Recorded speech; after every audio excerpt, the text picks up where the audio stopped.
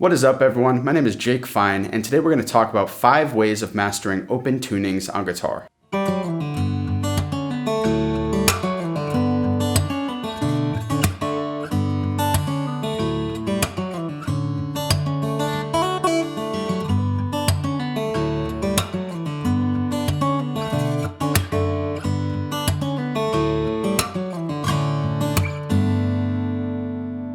Now, first of all, open tunings are a great way to create a pattern disrupt on guitar because you change the tuning from standard to something else. All the chord shapes and scales and all those structures on guitar that you've learned before, they kind of go out the window, but your musical sensibility and your creativity does not. And it's a great way to kind of open the floodgates to creativity and create something new in an unfiltered way. It also has the added benefit of often just being super pretty and a great way of utilizing the instrument to create compositions that are new and beautiful. But often it can be hard to know how to approach a new tuning on guitar. How do you create new chord shapes and lines and craft a beautiful composition on the instrument? So, 5 ways of mastering open tunings on guitar. Here we go. Step number 1 is finding the root of the tuning you're in. Today we're going to be using the tuning DAD-GAD or D-A-D-G-A-D. Often you'll find that it's the lowest string on the instrument, but it is not always the case. Often a great way of finding the root is to strum all the open strings or pluck them one by one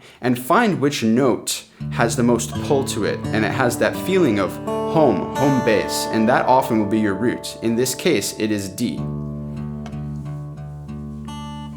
If you have a little bit of theory knowledge, it's also good to recognize which strings are causing which intervals on the instrument from the root. For example, in DAD-GAD, the D is the root and it occurs 3 times, and then you have A 2 times, which is the 5th, and then you have G, which is the 4th. And that's just a good thing to recognize. You can also just do that with your ear and just see where the interactions lie between the strings. Step number 2 is to find the major scale from the root on the lowest string of the instrument. A big reason for this is because the lowest string on the guitar often acts as the bass, especially when we're playing open tunings or fingerstyle. And you want to know where all of the notes in the major scale are available to you so that when you play a bass line, you can find all of those notes that work in the key that you're in.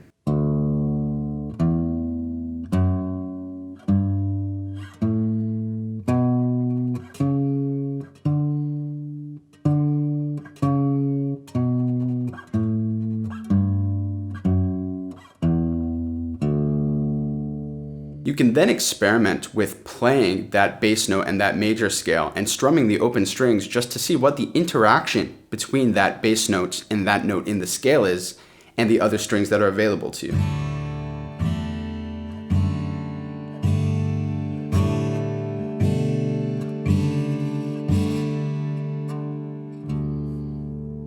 Step number 3 is identifying the major scale on the other strings of the instrument. A great way to begin is to recognize when there are repeating strings. In DAD-GAD, 3 of the strings are D, which means that all of the intervals will be the same.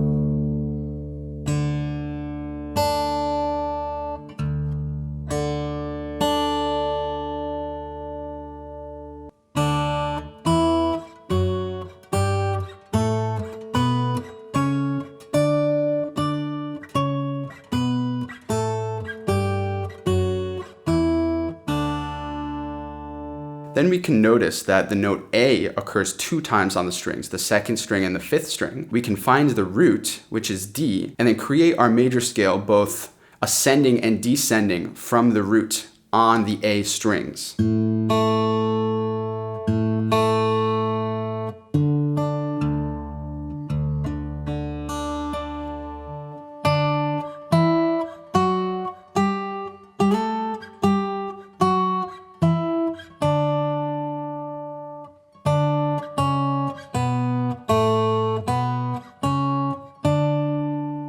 Lastly, in DAD-GAD, we have the note G, and once again, we can find the root note on that string and then create an ascending and descending major scale.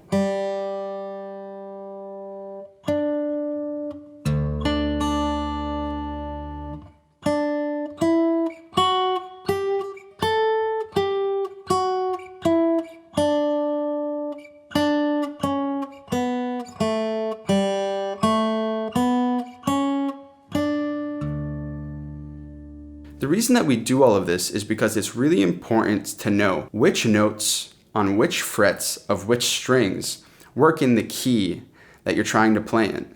And of course, there are many rules that can be broken here when you're creating a composition, but I think it's a great starting point to just understand which frets work, what notes are available to me when I'm in what position in this tuning. Step number 4 is identifying dyads on various string sets. So what is a dyad? A dyad is 2 notes, which we also call an interval, which can imply a larger chord. And within the key, I think often the most colorful and important dyad that we can search for is the third to begin with. Within the key, we then find the root and the third, then the second and the fourth, and so on and so forth within that key. You'll notice in DADGAD particularly, the first third that is available is 1 octave up, also called a tenth. This creates a spread voicing automatically within the tuning that I think is very wide and very pretty.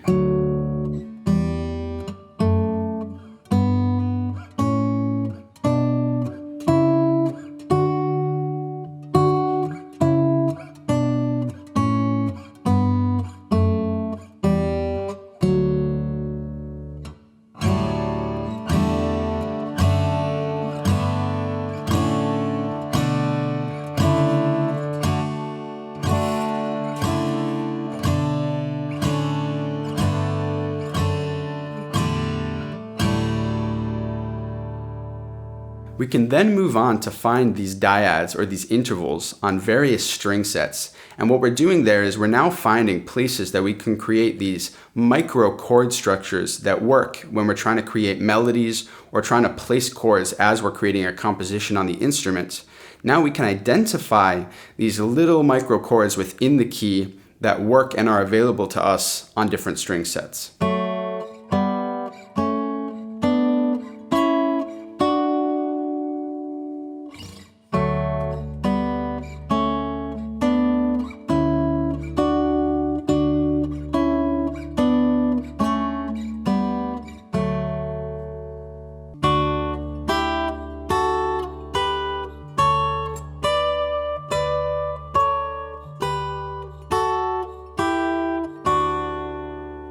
Step number 5, the last step, is to identify a major scale in an open position. What you're doing is basically taking the root, the lowest note, and you're creating a major scale using as many of the open strings that you can when you're playing this major scale. I think this is really important because the whole point here is that we are in an open tuning and you want to utilize all of the open strings as much as you possibly can when you're creating melodies, when you're creating different chords, and when you're creating your composition in general. It will really benefit you to know which notes of the major scale are on which fret of which strings in open position.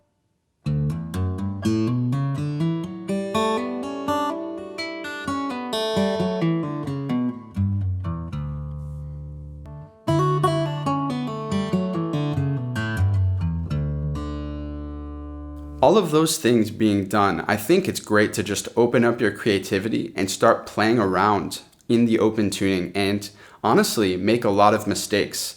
I think you don't really get anywhere in an open tuning unless you have an open mind towards experimentation and letting what happens when you're playing. This is a great way to develop your voice in each tuning and gain familiarity with each one as you create new tunings and discover new tunings along the way. For me personally, I like to find tunings that are my favorite tunings, and this is so I can get very familiar with each tuning and which notes work on which frets to create which sounds. I think it's great not to change tunings too much and to start to really understand the creative palette that you can have within each tuning. And that's a great way to start opening yourself to new possibilities on the instrument. If you're looking for tabs for the piece that I created for today's tutorial, all you have to do is click the link in the description below and follow the Spotify prompts, and then the tabs will be unlocked. As always, thank you so much for watching. I have a lot of thoughts on this subject. There's definitely going to be a lot of tutorials, lessons, and pieces to come, so hit that subscribe button and I'll see you next time.